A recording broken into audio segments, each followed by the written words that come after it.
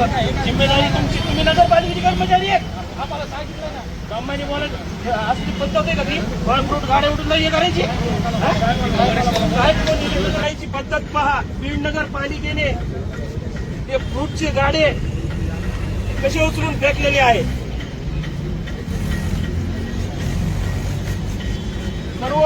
सर्वजण पहाय फेकायची पद्धत. आम्ही एसपी साहेबाला एवढंच सांगू इच्छितो आणि जिल्हा प्रशासनाला सांगू इच्छितो, ज्यांनी कोणी केलं त्यांच्यावर तात्काळ गुन्हा दाखल व्हायला पाहिजे. नसता आम्ही जिल्हाधिकारी कार्यालयासमोर उपोषणाला बसू. तात्काळ ह्यांच्यावर गुन्हे दाखल व्हायला पाहिजे. कोण अधिकारी होते, कोण संबंधित कर्मचारी होते, नगरपालिकेचे असू, पीडब्ल्यूडीचे असू, पोलीस प्रशासनाचे असू, तात्काळ यांच्यावर गुन्हा दाखल व्हायला पाहिजे. असतात. जिम्मेदारी तुमची, तुम्ही नगरपालिकेची कर्मचारी आहेत. आम्हाला सांगितलं ना, ब्रह्मानी बोलत असली पद्धत आहे का ती फळ-फ्रूट गाड्या उडून हे करायची? कोणी सांगितलं? माझी नगरचे होते, मला कायदा माहित नाही का? बापा तिकडे नाही का उचलू गाडी फेकले? काय प्रकार लावला आहे तुम्ही? दादागिरी आहे का? साहेब चुकीचं आहे.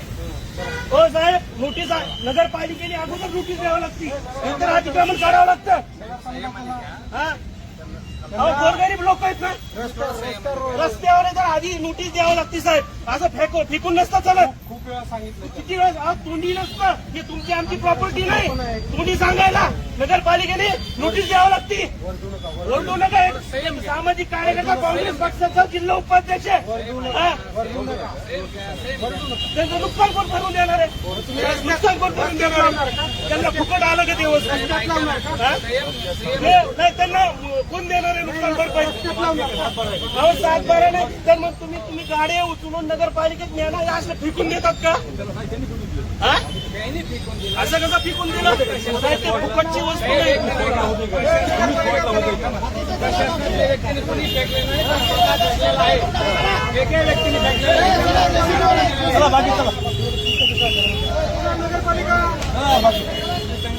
ते दिसतं ना चुकीचं आहे. बीड नगरपालिका ऐका साहेब, तुम्ही